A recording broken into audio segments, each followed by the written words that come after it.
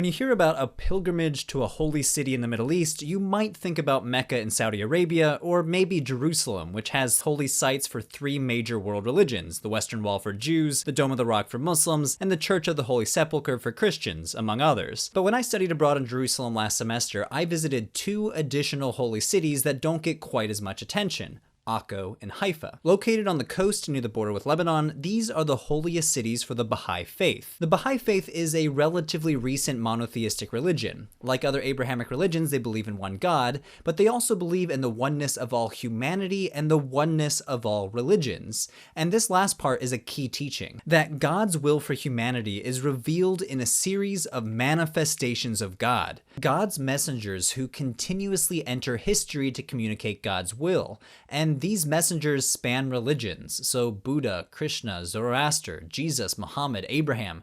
These are all manifestations of God, and it includes the founder of the Baha'i Faith, Baha'u'llah. The religion grew out of the cultural context of Twelver Shiite Islam in 19th century Iran. If you remember from my Intro to Islam video, Twelvers are the largest sect of Shiites and form the majority of Muslims in Iran to this day. They believe in 12 successors to the Prophet Muhammad called Imams.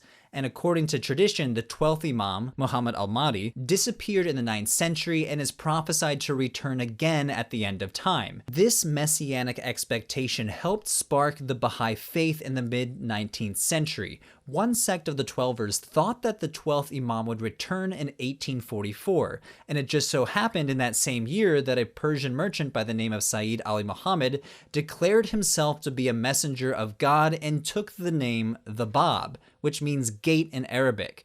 In other words, he is the gate to the 12th Imam. He soon gathered a following, but the Babi movement did not last very long. A few years later, the Shiite authorities arrested him and executed the Bab and his followers by firing squad. But the movement did not die out. One of the followers of the Bab, a Persian man by the name Mirza Hussein Ali, gathered a new following from the remnants of the Babis, and he took the name Baha'u'llah, meaning glory of God, and his movement continued into what we know today as the Baha'i Faith. So here is where Akko and Haifa come into the picture. Baha'u'llah was not popular with the Persian authorities, so they exiled him from his homelands, and he spent the next few years bouncing between different cities in exile in the Ottoman Empire until the Ottomans imprisoned him in the city of Akko.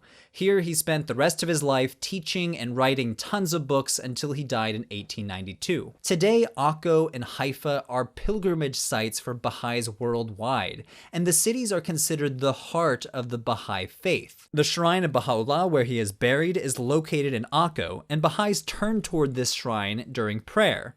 The Bab is buried nearby in Haifa in a domed shrine surrounded by a kilometer of gardens stretching down the slope of Mount Carmel. The Baha'i World Center is located nearby, and it's an administrative institution since they don't have an official clergy. With the spiritual center of their faith located in Akko and Haifa, you would expect a sizable Baha'i population in Israel, right? But there actually isn't one. A few Baha'is do reside in Israel as volunteers at the World Center on a rotating basis, but there's no formal community. Even the tour guides at the Baha'i Gardens are local Jewish Israelis and not Baha'is. And this is what surprised me most about the Baha'i Gardens when I visited there, the relatively low profile that they kept. Now compare this to Christian pilgrimage sites such as the Church of the Holy Sepulchre in Jerusalem, where tourists intermingle with Christian pilgrims who are engaging in all manner of ritual practice, bowing, kissing the stone of the anointing, standing in line to get a glimpse at what is believed to be Jesus' tomb, and nearby the church you have shops selling tons and tons of Christian souvenirs. And as a scholar of ancient Christianity, this is what I think about when I think about pilgrimage. The Venn diagrams of tourism and pilgrimage overlapping. Christians in late antiquity would travel to a big church just to see the bones of their favorite saint,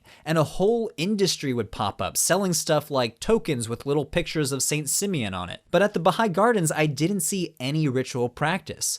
The pilgrims and the tourists are kept fairly separate. Baha'is in good standing can apply for a pilgrimage on the World Center's website, and they get exclusive tours and access to the Shrine of the Bab for prayer and meditation. But my experience was very much a tourist's experience. I was surrounded by busloads of tourists, I was interacting with an Israeli tour guide with a memorized script, and I couldn't help but wonder how much different this experience must be for a Baha'i pilgrim. If you're one of them, put your experience in the comments below, I'd be very curious.